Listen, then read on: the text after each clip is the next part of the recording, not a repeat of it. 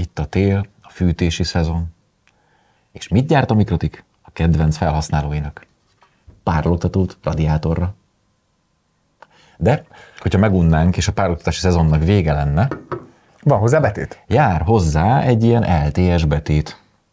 Egészen pontosan LTE Cat M, tehát ilyen narrowband LTE, aminek nyilván limitáltak a felhasználási lehetőségei, különösen itt Magyarországon, de Budapesten például már biztosan elérhető az LTE Cat M hálózat, ami egy körülbelül 1 megabit per szekundumos letöltési sebességet nyújt, tehát nem kell arra számítani, hogy most ez a világ leggyorsabb hálózata lesz, ez elsősorban ilyen IoT vagy IoT-hez hasonló célokra találták ki ezt a sávot, és ennek megfelelően, ha azt hiszem az árazása is... Ez a mobil hálózatok lorája? Hát valami, hát igazából a mobil hálózatok lorája, ez a narrowband IoT, de valahol a kettő között van ez a Cat M1, ami, ahol ez a narrowband IoT kevés lenne, az mit tudom, a klasszikus 4G az meg luxus, akkor itt van ez a Cat M-es megoldás. És ahogy láthatjuk, ez egy teljesen új formfaktor, és nagyon meggyőzően és profi módon van megcsinálva. Fordíts már meg, ott lehet. Épp elmorzsoltunk egy könycseppet fölötte, hogy eddig kültéri eszközben a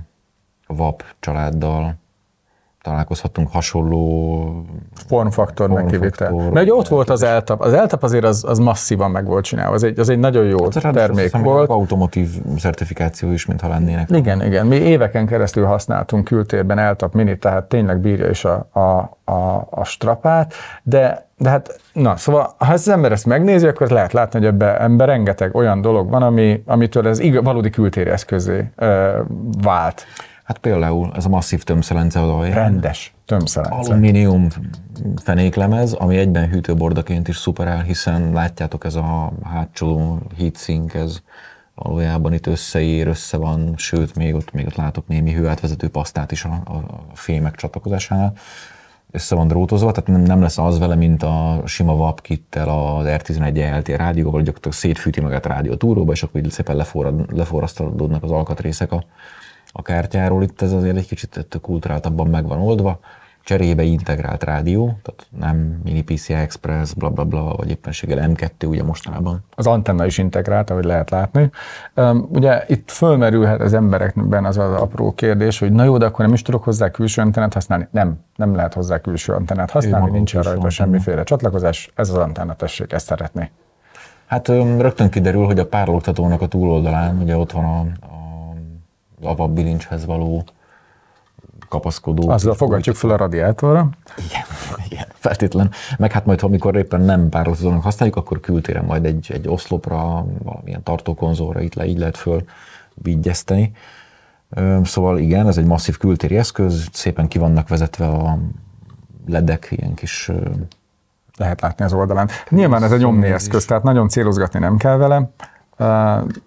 És hát azon túl, hogy ugye LTE, van neki wifi-je is, lehet, amennyire nem tudom, ki lehet venni, itt az oldalán van felrajzolva egy ilyen klasszikus 2,4 GHz-es wifi antenna is, ami például tök jó tud lenni, hogyha az ember szeretné annélkül az eszközt konfigurálni, és fölmászni mellé oda magasra.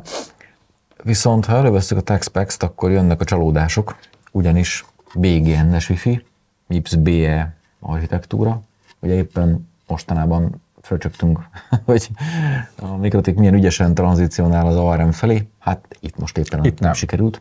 De hát alapvetően ez nem is egy olyan router, amit az ember arra használ, hogy ő internetezzen vele, vagy valami nagyobb mennyiségű adatot mozgasson, és én azt tippelem, hogy ez az N-es wifi benne, ez egy ilyen jutalomjáték arra, hogy mondjuk menedzsment célokból, vagy éppen néhány wifi-n keresztül elérhető szenzort rá lehessen akasztani. Igen. Illetve arra meg jó. Másik gól pedig az, hogy olcsónak kell lennie. Természetesen. Mert az ilyen smart home kütyümütyüknél megszoktuk, hogy filléres tételnek kell lenni, akkor nyilván a MIPS-BE-ből van szekérderékkal a Mikrotik gyárában, tehát körülbelül biztos a nagy kalapból fognak, fölnyalnak valami procit, találtak hozzá egy jópofa Qualcomm Quectel rádiót. Így van, egy BG77-es rádiót, ami tényleg meglepő, de nem fogunk tudni vele 4G-s hálózatot csatlakozni, amennyire én erre emlékszem. És itt jön nekem az első hiányérzetem, hogy annyira jó pofa ez a hardware, jó a kialakítás, jó a kivitel minősége, hogy legyen már ebből létszi rendes rádióval, már hogy úgy értem, hogy rendes mobil access. Mondjuk Cat 6-os például, az tök jó lenne az új. Vagy Cat sok, vagy akár 5G is mérte. Hát, ha elfér rá, akkor természetesen. De ha megnézzük, akkor mondjuk az új Cat 6-os rádióik, az nagyon jó mutatna ezzel, és akkor ezt valóban lehetne egy ilyen, hogy is mondja a zsargon, fixed wireless access-nek használni, hogy az ember kirakja a kis nyaralójára, vagy dácsájára, és akkor... Mint ahogy azt a VAP LTE kittel játszottuk, csak ez a formfaktor azért... Masszívabb, jobban bírja, szebb. Ügyesebb. Igen. Mondjuk kicsit jobban feltűnő, mint a VAP. A VAP-ot ugye föl lehetett csavarozni a falra, és akkor úgy nézett ki, mint egy kapucsengő, vagy valami hasonló. Kötődoboz. Igen, kötődoboz. Ez azért ennek a szerelése az igényli, hogy valamilyen oszlopra, vagy valamilyen kilógó karra legyen rakva, tehát nem fog annyira szépen beolvadni a környezetét, viszont nagyon szép. És ami még nagyon jó, hogy ugye van neki több táplálási lehetősége. Tehát egyrészt van neki egy sima DC bemenete, tehát egy ilyen csavaros terminál, sorkapcsos megoldás 12 volttól 57 voltig, ami egyből előre mutatóan utal arra is, hogy bizony ez az eszköz már rendes ATPOE-vel táplálható, nem pedig a prestandard valami 9-től 24 30 voltig valamivel, hanem ez akkor egy standard PoE feature-rel működő eszköz. Nem csak a bemeneten, hanem van neki egy másik port, amin keresztül kimenete is. PoE autónk is, és meglepő módon múltkor pont megköpködtük, azt hiszem talán valamelyik SXT-nél, hogy ugyan tud PoE pass-through-t, talán pont az LTS SXT változatnál, hogy ugyan tud PoE pass-through, de passzív 24 PoE pass-through tud, vagy amit éppen találott a nyákon az eszköz, azt így kakíja a második portján. Ez rendes ATAF-et tud a második porton is kifelé, ezért az árért ez egy elég nagyon jó. Becsületes megoldás, úgyhogy köszönjük Mikrotik. Némi dokumentációs errort azért fedeztünk fel, ugyanis itt a nyákon szitázva, illetve maga a felszerelt alkatrész szerint ez mikroszimmel fog működni, a dokumentációban pedig nanoszimet látunk, de hát ezt majd kijavítják. Majd kijavítják valahol. Igen, vagy majd írunk nekik. És hát most úgy látjuk ezt a rútert, hogy egyébként egy hétköznapi ember, aki fél a csavarhúzótól, az nem látja. Vagy a zsebkéstől. Mert ugye van benne egy ilyen kis retesz, most ha ezt itt visszatesszük rá, akkor ez egy ilyen bekattan, és utána soha többet nem fogjuk tudni kinyitni, csak ennyire, amennyire éppen erre szükség van, tehát hogy be tudjuk dugni a kábeleket, be tudjuk itt oldalt tenni a SIM-kártyát, vagy megnyomni a reset gombot, és utána össze lehet ezt klasszul csavarozni, rugókkal vannak a csavarok berögzítve, tehát nem az a kitekerem, aztán kiesik és leesett a 15 méteres toronyról, és utána le kell menni megkeresni a fűben megoldást, tehát mindenképpen nagyon jó. A Mikrotik elmondása szerint ez ilyen tipikus ilyen IoT vagy ilyen távmenedzsment célra használható eszköz, tehát van valamilyen bonyolult nagy dolgunk, mint például egy kisebb napelempark a puszta közepén, ahol olcsó volt a föld és mindig süt a nap, és akkor távolra szeretnénk felügyelni. Hát valahogy el kell juttatni egy központba. Mennyit termel, hogyan termel, vannak riasztások, akkor ez teljesen jól megoldható. Esetleg van ott valamiféle PLC rendszer, ami vezérel, és annak már egy ethernetes kimenete, akkor hurrá, ezt rá lehet tenni, és akkor már is távolról elérhető.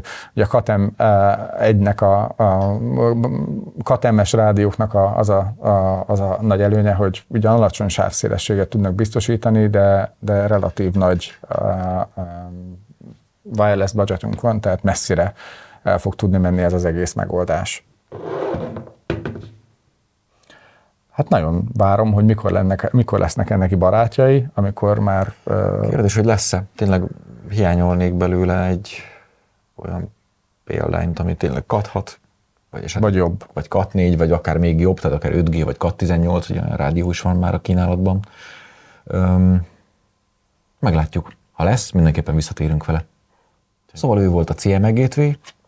Reményeink szerint érkezik majd belőle más rádióval is, nem csak Cat M-mel, esetleg Cat 4, Cat 6, vagy akár Cat 18, hiszen van ilyen a Mikrotik kínálatában. De természetesen akkor a belső más részein is kell módosítani, hiszen most jelen pillanatban egy 100 megás ethernetünk van csak benne, ami mondjuk egy ilyen Cat 6 fölötti modem esetén már elképzelhető, hogy szűk lenne a csodálatos LTE vételhez. Meglátjuk, hogy látunk-e másik vasat még ebben a házban. Mindenesetre ígéretes maga a faktor. Köszönjük a lehetőséget. Sziasztok!